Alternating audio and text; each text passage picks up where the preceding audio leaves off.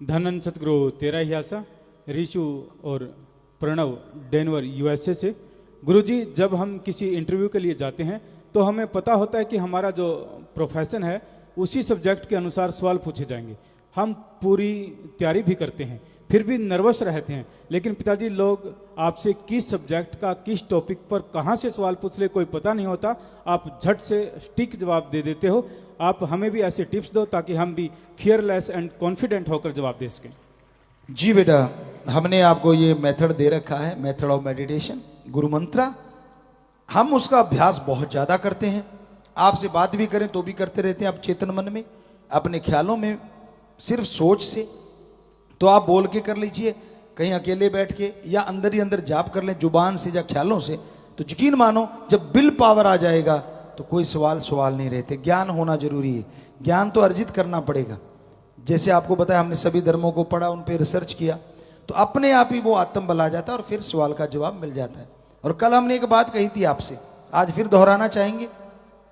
जो झूठ बोला करते हैं उन्हें बार बार उस बात को दोहराने की जरूरत पड़ती है, और जो सच बोलते हैं, सच बोलो और भूल जाओ, चाहे 10 साल बाद पूछोगे वो सच का सच ही रहेगा।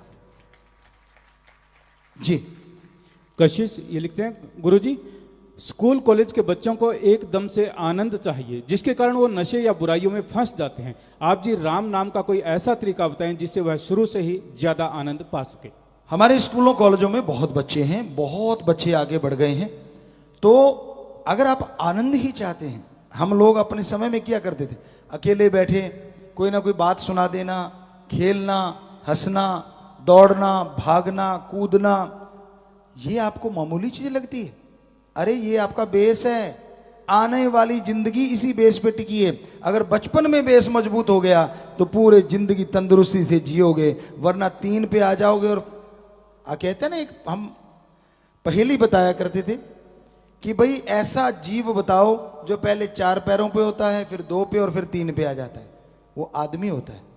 पहले 4 ऐसे ऐसे लुढ़कना शुरू करता है, फिर 2 पे रहता है, फिर तीसरी डंगोरी आ जाती, लाठी आ जाती, तो 3 पैर हो गए। तो कहने का मतलब वो 3 पैर नहीं होने चाहिए। जब 2 पे आ गए तो 2 पे ही रहो, जब तक मालिक ले जाता नहीं। तो इसके लिए आपस में बैठ के हंसो खेलो, स्वस्थ मजाक करके हंसो खेलो, और साथ में पढ़ना लिखना भी अच्छा हो जाएगा। क्योंकि जब माइंड फ्रेश हो जाता है, माइंड को एक तरफ से हटा के दूसरी तरफ लगा देते हैं, जब दोबारा उसी पढ़ाई में लगाओगे तो फ्रेश माइंड में ज्यादा चीजें आती हैं, ज्यादा याद होता है। इन्हीं का अगला सवाल है, गुरुजी, आने वाली प्रलय का रूप कैसा होगा? आने वाली प्रलय, जैसे जहां तक हमने सुना, पानी से भी हुई, आग से भी हो चुकी है, पानी से ज्यादा माना गया। तो 5 तत्व, पृथ्वी, पानी, अग्नि, वायु, आकाश, ये प्रलय लाते हैं। लेकिन आप एक 6वां तत्व भी पैदा हो गया, जो कि पहले भी देखा गया, कारण बनता है, और वो है आदमी, मनुष्य। इसकी जो ईगो है, इसकी बढ़ती हुई तृष्णा कह लें, मृग तृष्णा कह लें, आकांक्षा कह लें, जो मर्जी नाम दे दीजिए, इतनी बढ़ती जा रही हैं, इतनी बढ़ती जा रही हैं। तो टकराव जब निश्चित हो जाता है तो हो सकता है उस प्रलय लाने में आने वाले समय में मनुष्य भी कोई बहुत बड़ा रोल अदा कर दे। कौन है, कैसा है, हमें कुछ पता नहीं, लेकिन जो फील आया आपकी सेवा में अर्ज कर दिया। गौतम ये कहते हैं, गुरुजी, मैं दुबई गया था, वहां मैंने ट्रांसपोर्ट में काम शुरू किया तो पता चला कि वहां नशे का व्यापार होता है। नशीले पदार्थ दुबई से सऊदी अरब लेकर जाते हैं जी। ट्रांसपोर्ट वाले ने बोला कि तुम्हें ज़्यादा पैसे मिलेंगे, तू भी ये नशा तस्करी का ये काम कर ले, पर मैंने आप जी के वचनों पर चलते हुए उसे साफ मना कर दिया। इस चक्कर में मैं वापस इंडिया ही आ गया। शाबाश बेटा, शाबाश, बहुत बड़ी बात है। फिक्र ना कर, भगवान से प्रार्थना करेंगे, भगवान तेरे को अपने काम धंधे में तरक्की दे। राम जी कृपा करने वाले हैं। खुशप्रीत, गुरुजी, ग्रंथों में एक जगह जिक्र आता है कि जब घोर कलयुग अपने चरम सीमा पर होगा तब विष्णु जी अपने 10वें रूप कल्कि अवतार के रूप में आएंगे और साइंस की दृष्टि से बहुत हाईटेक होंगे। क्या कल्कि अवतार ले चुके हैं? बेटा ये तो राम जाने और उसका काम जाने, हम कौन होते उसमें दखल देने वाले। और किसके पास है भगवान को पढ़ने की बात? आदमी को नहीं पढ़ सकता। सामने वाला जो बात कर रहा है उसका क्या मकसद है, कहां वो पहुंच गया, क्या आप समझ पाओगे? जी नहीं। तो भगवान की मर्जी को कौन जाने, वो कब आएंगे कब जाएंगे किसी को पता नहीं चला। तो वो राम जी को पता है, वो आ चुके हैं या आएंगे या क्या करेंगे, ये उन्हीं के गर्भ, यानी कहते हैं ना समय की गर्भ में छुपा हुआ है, वो तो राम जी जानते हैं, भगवान खुद जानता है, आदमी उसको नहीं पहचान पाता। नवजोत इंसान ये लिखते हैं, गुरुजी आप जी ने अवचेतन मन के बारे में फरमाया था कि यह बहुत पावरफुल है, प्लीज इसके बारे में आगे बताएं कि अवचेतन मन से कैसे फायदा लिया जा सकता है। सिक्स सेंस, आज की भाषा में बोले तो सिक्स सेंस, जो अपनी जागृत रखे उसको ये सारी खुशियां मिल सकती हैं जो आपको बताया। जैसे संत या कोई भगत अपना सिक्स सेंस को ओपनली खोल लेते हैं, ये कभी कभी काम करती है। मान लो यहां से एक चीज आई तो अपने आप आंखें बंद हो गई, तो सिक्स सेंस है कि आंख में ना कुछ पड़ जाए, आंखें ऑटोमेटिकली बंद हो जाती, हुआ है ना, ऐसा होता है ना। तो वो सिक्स सेंस है जो आपकी हमेशा सचेत करती है आपको। ऐसी संत या कोई उच्च कोटि के भक्त सज्जन जो होते हैं वो ऐसा अपने अंदर एक विल पावर क्रिएट करते हैं कि उनकी सिक्स सेंस हमेशा जगी रहती है, चलती रहती है। तो उसको जगाने के लिए राम का नाम है। जी, इन्होंने नाम नहीं लिखा। गुरुजी छोटे बच्चों को भी आज खान पान की वजह से बहुत गुस्सा आता है और हिंसा काफी बढ़ गई है, इसका कोई समाधान बताएंगे। माँ बाप के संस्कार अच्छे हों तो खान पान पे भी कंट्रोल हो सकता है, क्योंकि माँ बाप अगर बच्चे को अच्छे संस्कार देंगे, माँ बाप अगर अपने बच्चे के सामने झगड़ा नहीं करेंगे। आप ध्यान देना, कई बार आप झगड़ पड़ते हो मियाँ बीबी और बच्चे पास में होते, छोटे होते हैं, आपको लगता है इसको क्या पता, अरे अभिमन्यु ने गर्भ में सारा कुछ सीख लिया था। और आज साइंस मानने लगी है कि दिमाग पहले बनता है बच्चे का, फिर बॉडी अपने आप बनती चली जाती है, हमें तो डॉक्टरों ने बताया। तो अगर ऐसा है तो फिर जब बच्चे ने जन्म ले लिया वो तो फिर आपकी सारी बात सुन रहा है और आपको लग रहा है नहीं इसको क्या पता। और जब बड़ा हो के वो आप वाले रास्ते पे चलता है तब तक आप थोड़े बुजुर्ग हो जाते, मैंने तो कभी ऐसा नहीं किया, ये पता नहीं किस पे गया है, ट्रेनिंग तूने दी है, गया किसी और पे। तू गालियां दिया करता था, जब बेटा झूठ नहीं बोलना, बच्चा कहता अच्छा पापा, इतने में फोन आ गया, किसका फोन है, बीबी से पूछता है इशारे में, वो कहती बॉस का, ढक के। पहले दूसरे फोन होते थे, हमने देखा आंखों से, ये बड़ा मोबाइल नहीं, हैंडसेट जो होते थे पुराने मोबाइल जो फोन होते हैं, लैंडलाइन कह लो। तो उसने क्या किया, ऐसे हाथ रख के कहती जी आपके बॉस का फोन है, कहता कह दो वो तो घर पे नहीं है। उसने बोल दिया जी घर पे नहीं है, कहते अच्छा जब आए तो बात कराना, कट गया फोन। आपने तो काम चला लिया झूठ बोल के। वो बच्चा क्या क्या शिक्षा ली उसने कि पापा कहते झूठ नहीं बोलना चाहिए, ये तो ठीक है, पर जब जरूरत पड़े तो ठोक दो, कोई हर्ज भी नहीं है। तो आपने ट्रेनिंग दे रहे हो ना, बाद में कहोगे कैसे संस्कार, तो संस्कार अच्छे दो, खान पान की चीजें अच्छी लेके आओ, ये जो एकदम उत्तेजित करती हैं, ब्लड प्रेशर हाई हो जाता है, उन चीजों से परहेज करो, तो जरूर बच्चों का ये गुस्सा शांत हो सकता है। और बच्चा अगर राम नाम में लग जाए, विल पावर आने से भी गुस्सा खत्म हो जाता है। ये लिखते हैं कि गुरुजी हम अच्छा व्यवहार करते हैं, हमारे अच्छे व्यवहार के बावजूद भी कुछ लोगों को समस्याएं आती है, ऐसा क्यों होता है? भलाई करने वाले भलाई किए जा, परवरदिगार मिलेंगे तू, राम रास्ते पे चले जा, राम रास्ते पे चले जा। अगर ऐसे सोचने लग गए तो भाई कुछ नहीं कर पाओगे। कहने वालों की अपनी मर्जी, राम नाम पे चलने वालों की तो एक ही मर्जी होती है, जिस रजा में राम राखे उस रजा में हरि रस चाखे। कि जिस रजा में वो रखना चाहता, रहते हुए अपना काम करते जाओ। मानवता भलाई के करने हैं तो करने हैं, नशा छुड़ाना है तो छुड़ाना है, बुराइयां छुड़ानी है तो छुड़ानी है, बस लगे रहिए। कौन क्या कहता है, क्या लेना है, वो जाने, उसका काम जाने। परी और संजू हिसार से ये लिखते हैं कि गुरुजी नाम चर्चा घर में सेवा के दौरान हम जो भोजन करते हैं वो लंगर होता है या फिर साधारण खाना होता है? साधारण खाना नहीं होता, जहाँ राम नाम की चर्चा होती है वहाँ हमेशा उसको लंगर, लंगर का मतलब होता है कि जहाँ भक्ति की भावनाएं शामिल हों उसको लंगर कहा जाता है। तो वहाँ ये बड़ी सत्संग कोई संत पीर फकीर करता है, वो उतने पावरफुल जो मस्ताना जी के वचन है वो होते हैं। अदरवाइज लंगर तो लंगर ही होता है, लेकिन फर्क इतना ही होता है कि वो एक नाम चर्चा की गई तो उसका असर उतना, सत्संग हो गई तो वो राम नाम की चर्चा होगी, वहाँ का जो लंगर है वो और ज़्यादा फलदायक होता है। अर्श दीपक डबवाली से, गुरुजी एक्सरसाइज करने के लिए खुद को कैसे प्रेरित करें जी, बहुत सालों से आलसीपन ने जकड़ा हुआ है। हाँ बेटा, उठना तो तेरे को पड़ेगा। ऐसे कर, टाइम पीस अलार्म का लगाता है वो अपने चारपाई से 15-20 फुट दूर रख दे, और अलार्म भी कड़ाके वाला होना चाहिए, तो वहां तक उठ के जाएगा, फिर तो है ठीक। और अगर बिस्तर के किनारे है तो ट्रक करके हाथ मारा और फिर खुराटा मारा, फिर मुश्किल है।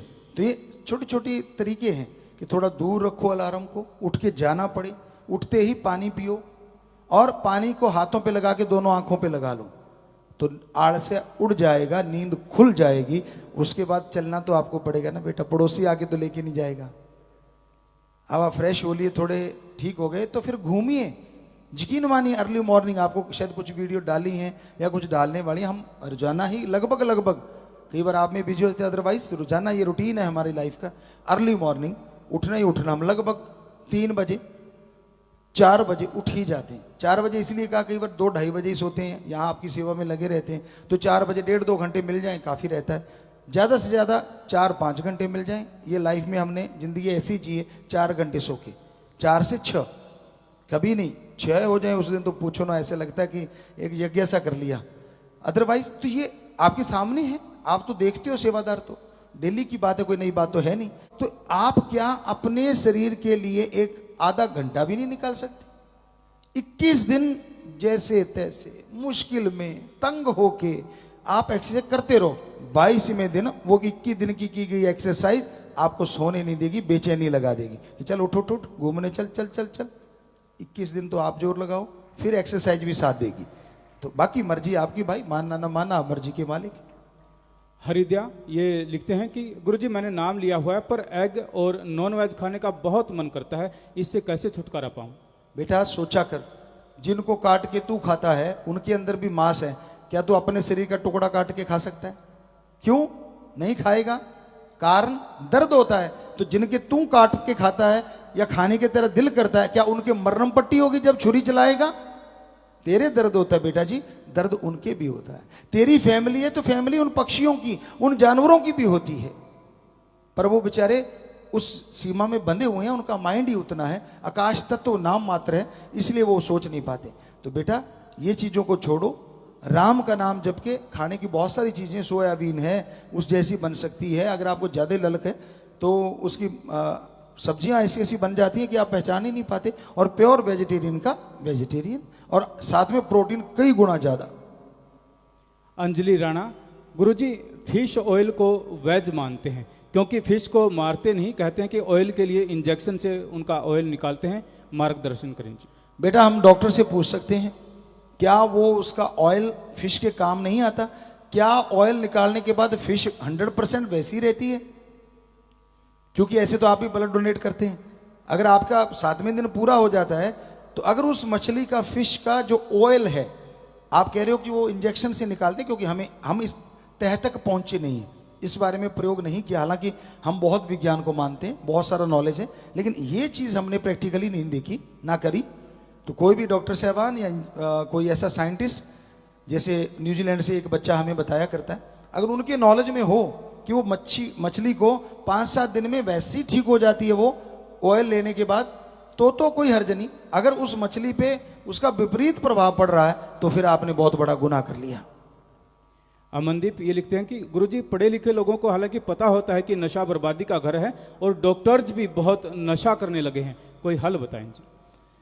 भाई पढ़ लिख गए और फिर कड़ गए तो उसके बाद तो हल तो बड़ा मुश्किल होता है ऐसे लोगों के लिए, क्योंकि वो कह देते हैं हम तो ML थोड़ा छोटा सा पैक मारते हैं, रात को सोते टाइम थोड़ा सा बस 2-3 पैक मारते हैं, इससे आगे नहीं बढ़ते। कोई कहता नहीं नहीं हम यार दोस्त बैठ के मारते, कोई कहता नहीं नहीं मैं तो घर में अकेला बैठ के पीता हूं।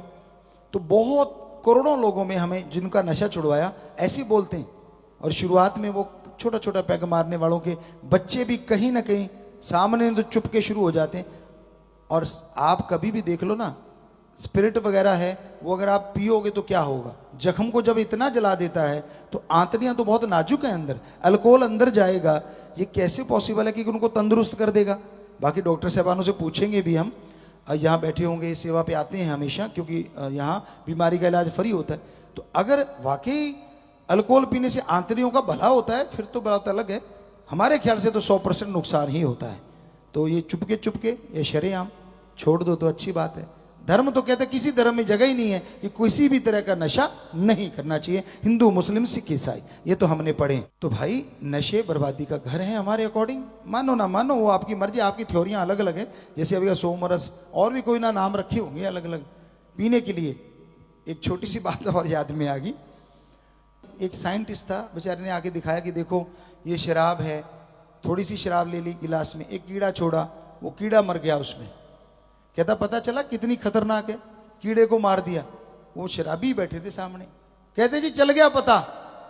कहते क्या पता चला? कहता इसको पीने से पेट के सारे कीड़े मर जाते हैं, रोक लो। कैसे कोई रोकेगा? तो भाई वो बात तो आपकी अपने तरीके से होगी, लेकिन इससे कीड़े मरते नहीं, पैदा तो चाहे हो जाए, अच्छे वाले जरूर मर जाते हैं जो बैक्टीरिया हमारे शरीर में होते हैं। जी विजय इंसा ये लिखते हैं, गुरुजी एक प्लेयर को कितने घंटे मिनिमम और मैक्सिमम नींद चाहिए? प्लेयर को 6 से 8 घंटे आज जरूरी मानते हैं, साइंस भी मानती है, क्योंकि पुरातन समय में ये माना गया था कि इतने तो टाइम जरूरी है। ब्रिज किशोर ये लिखते हैं, गुरुजी कभी कभी इंसान को उसकी इंसानियत ही अगर परेशानी का कारण बन जाए तो क्या करें? आज तक ऐसा कभी नहीं हुआ कि इंसानियत कभी परेशानी का सबब बने। आपने टेंशन ले ली होगी, थोड़ी बहुत परेशानियां सच पे चलने वालों को और इंसानियत पे चलने वालों को हमेशा से आती रही हैं। अगर आप में वो हिम्मत नहीं झेलने की तो इंसानियत छोड़ोगे थोड़ा ना। इंसानियत को बुलंद रखो, यकीन मानो वो आई हुई बुराइयां हवा में उड़ जाएंगी और एक दिन जरूर उड़ जाएंगी। संजय सैनी, गुरुजी जितने भी नाम चर्चा घर या डेरे हैं ऑल इंडिया वर्ल्ड में, उनकी एक बुक विद नेम और फोटो होनी चाहिए। अच्छा सुझाव है आपका, जरूर जिम्मेदार नोट कर लेंगे कि एक किताब बनाई जाए विद फोटो, तो अच्छा है। वो बच्चों को कभी उधर जाने का मौका मिलता है तो वहाँ जा सकते हैं। बढ़िया बात कही है, लिख लेंगे, जिम्मेवार इनका काम है भाई। हमारा तो राम नाम, बाकी सब इंतजामात जितने भी होते हैं वो सेवादार जिम्मेवार सारी साथ संगत मिलके ही करती है। गुरजीत, गुरुजी जैसे हम किसी इंस्टीट्यूट से स्टडी कर रहे हैं, लेकिन वहाँ पर कोई टीचर अगर कुछ गलत बोलता है आपके बारे में तो हमें बुरा लगता है, दुख भी होता है, ऐसी सिचुएशन में क्या करना चाहिए? बेटा शांति जैसा कोई काम नहीं। आपको पता है पीर फकीर से आप जुड़े हैं कि हम तो खुली किताब हैं, सारी साथ संगत जानती है, वरना तो साथ संगत रुकती ना। पर आपको पता है, प्यार से विनम्रता से प्रार्थना कर दीजिए कि सर नहीं, फिर भी नहीं मानते, आप चुप रहिए और जाके सुमन कर लेना 5 मिनट। तेरे कानों में जो बुराई गई वो खत्म हो जाएगी, तेरी भक्ति में दाग नहीं लगता। पर आपा बहस में नहीं पड़ना, झगड़े में नहीं पड़ना। जी आपकी बात बीच में है। अभी वो फिश वाली बात आ गई है हमारे पास, और वो बच्चा ऑनलाइन है। उस बच्चे ने लिखा है कि पिताजी फिश के लीवर से ऑयल लिया जाता है जी, ये साइंटिस्ट हैं न्यूजीलैंड में, इसलिए फिश को मरना ही पड़ता है। ये किसने बोला कि उसका फिश का ऑयल निकालने से मरती नहीं? वो कहता नहीं, उसके लीवर से वो निकालते हैं तो वो मर जाती है उसके बाद। तो ये जसप्रीत जी हैं साइंटिस्ट न्यूजीलैंड, बहुत आशीर्वाद बच्चे, भगवान आपको और तरक्की दें, क्योंकि ये रिसर्च करता है, बड़े काफ़ी बड़े साइंटिस्ट हैं, लगे हुए हैं लगातार।